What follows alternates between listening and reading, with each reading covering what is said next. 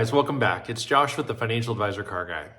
So this week I came into this video without a real topic in mind. I kind of wanted to resort back to an episode that I did once before about just the cost of a new car today is just immensely more than it was not many years ago. You used to be able to go down to any auto manufacturer's car lot, let's say, and you could buy a pretty base model, a low option, whatever, for, let's call it $10,000 to $15,000. It wasn't even that long ago you could get a sub $10,000 car. There just are so few new cars that are under, like 15 to 20,000 right now.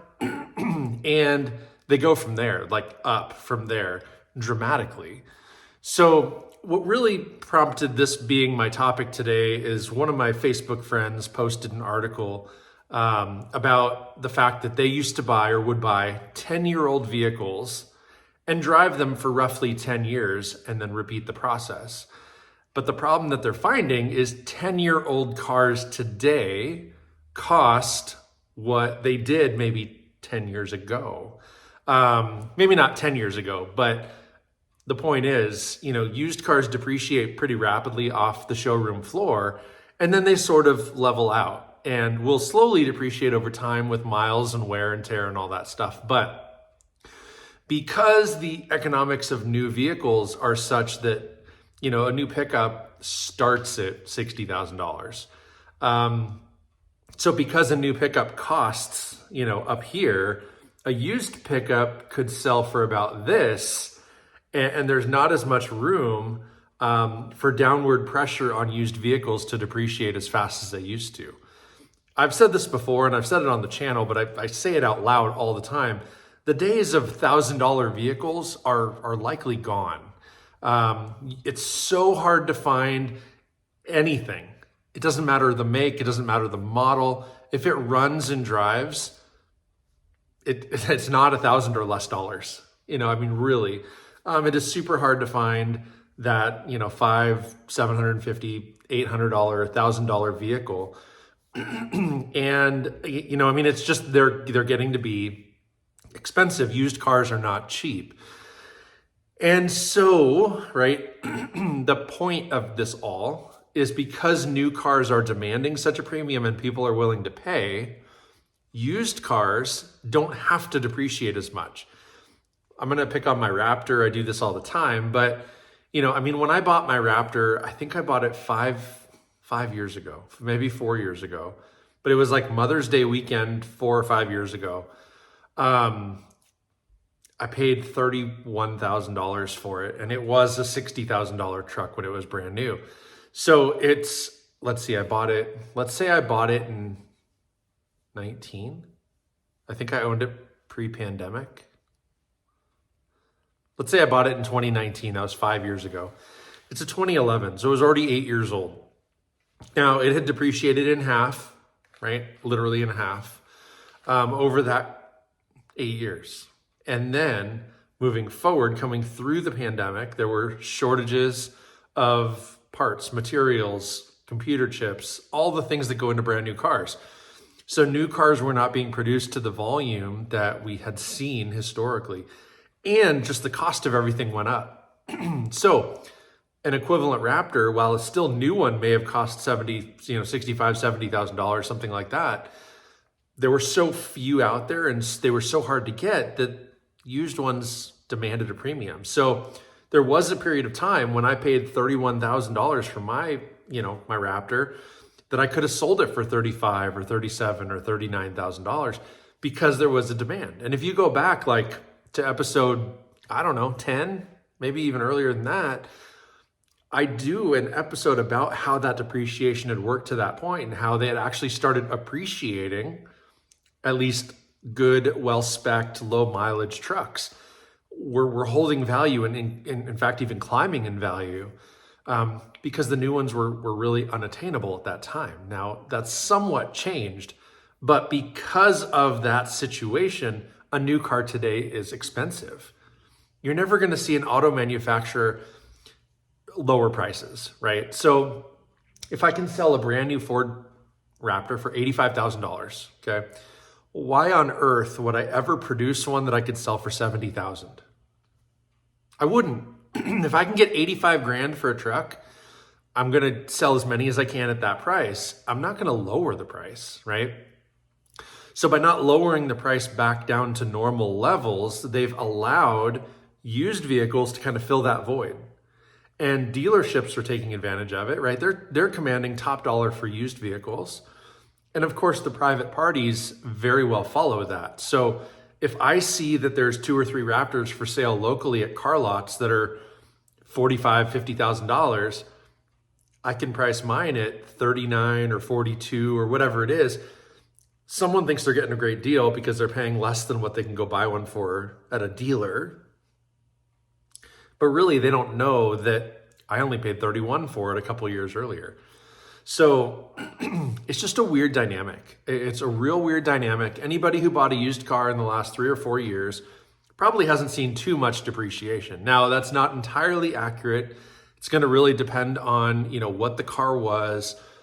Again, how well it's spec'd. Is it desirable? Is it this, that, and the other? And there's going to be things that, will help dictate some of that. But you know what? That doesn't even really matter, because if you bought a used car in the last 3 or 4 years, it's probably worth today what it was 3 or 4 years ago, or maybe it's not worth what it was 2 or 3 or 4 years ago. But if you wanted to sell it, you could probably get what you got 2 or 3 or 4 years ago, right? And so it's just kind of a weird time. There was a period of time, again, during that COVID window, when vehicles were almost priced with a premium built in, right? So if you were to go buy a brand new Audi R8, you might see a sticker price. This car stickered for like $139,000 brand new. You'd go to the dealership and you'd see $139,000, you'd see all the options listed, why it's priced the way it's priced. There might be, additional whatever, taxes, fees, insurances, whatever's built in, title registration. The very bottom line would say something like dealer markup. And once upon a time when you'd buy a car, you'd get a dealer incentive, which would be a reduction. If I'm selling an $80,000 truck and it's sitting on the lot, I can give a dealer reduction of $3,000 or $4,000 or $5,000, and now all of a sudden someone thinks it's on sale. They're saving some money. No, it was the exact opposite of that. There was a markup. So I couldn't just go into a car lot and buy this car for $139,000. I might have to pay $145,000 or $150,000 or whatever it is. But again, supply and demand. If people are willing to pay it, they're going to sell as many of them at that price as they can. It's simple economics. I think one thing that's fascinating is I say we're kind of in a weird time. I don't know that the weird time that we're in right now will ever go away completely. I think we will eventually see used cars depreciate like they once did. I do think that new cars will continue to go up in cost. I mean, if you think about what the electronics in my wife's Mach-E versus, my old Ford Mustang, right? Super primitive, no computers, no electronics, just super primitive, right? Then you get in the Mach-E and it literally drives itself. It is not an exaggeration. It will drive itself. So 2 extremely opposite ends of the spectrum, but because of the cost of the technology that goes into something like the Mach-E, right, stuff like this is not going to be as desirable to just the average driver, to the average person. An auto enthusiast is going to, lust after something like this. That's what they want. That's what they're shopping for. That's a good thing. But most people, they want the creature comforts. They want heated seats. They want power everything. They want navigation. They want Bluetooth connectivity, maybe even Wi-Fi built into the car, whatever. They want the moonroof. They want the this, that, and the other. Whereas this has crank windows that are super old and slow. I don't even have a defroster. I do have windshield wipers, yay. But I mean, truthfully, guys, this is like a stripped down bare bones car. No options. I don't even have the center console. It's a primitive car. But in the Mach-E, you buy the premium package and it's fully loaded. It's literally fully loaded. It's got everything you can get in the car. Unless, excuse me, unless we went to like the GT model. But even then, the GT model strips away a couple of things. It strips away the glass roof, or at least it did in 2022 when that car was brand new. So I think we are in weird times when it comes to buying new cars, but I don't think that new cars are ever going to get cheaper. I think where they are, maybe they plateau a little bit, but just inflation, rising costs in general will always keep that train going. What costs $25,000 today will be $30,000 in 5 years or less. What's $30,000 today will be $40,000 probably in 5 years-ish. And it's just the way that the future goes. I mean, think about houses, right? Like people 2 generations ago were paying $10,000 for a home. 1 generation ago, maybe they were paying $100,000 for that same home. Today's generation, right? If you go buy a new house today, the median house, at least in my area, is more than $500,000. Crazy, crazy. I mean, I look at my almost 16-year-old kid and think like, where on earth are they going to be able to buy a house? Like, she's not going to be able to buy a house here. She is going to have to rent or get an extremely high-paying job.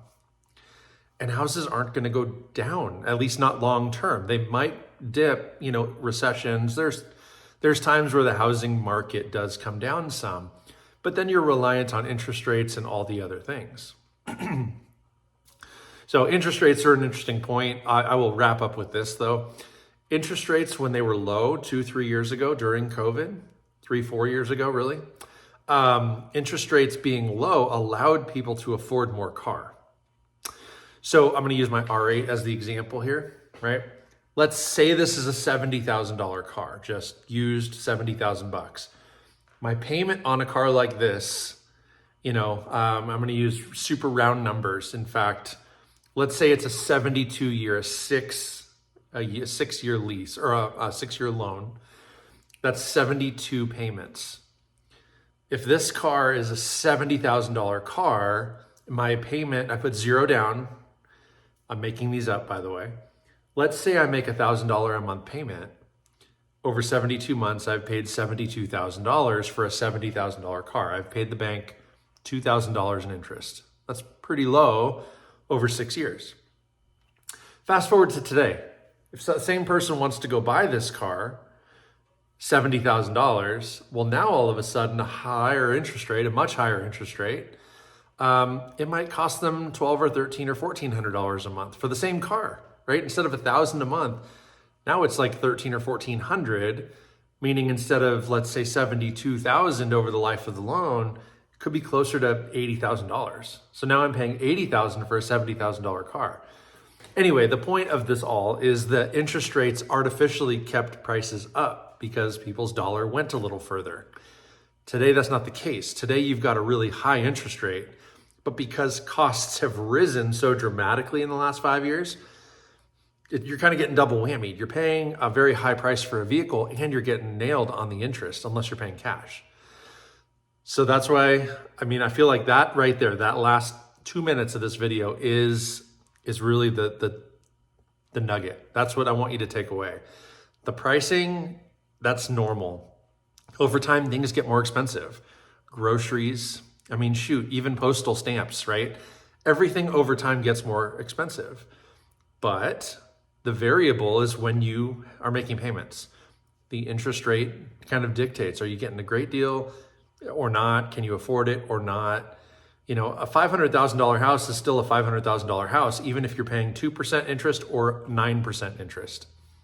It's still worth $500,000. It's still worth the same, but your monthly payment's probably a huge amount more, right? Literally a huge, huge amount more. So that's all I have for you guys this week. Again, just kind of a topic to give you guys something to think about. But what are your thoughts? I'd love to know. Comment down below. Let me know, do you think car prices are ever going to fall? Honestly, they may. I don't think they will. Personally, I just don't think they will. What are your thoughts? Let me know in the comments. Don't forget to like, subscribe, hit that notification bell, and most importantly, remember, may every investment you make be a good one. Till next time.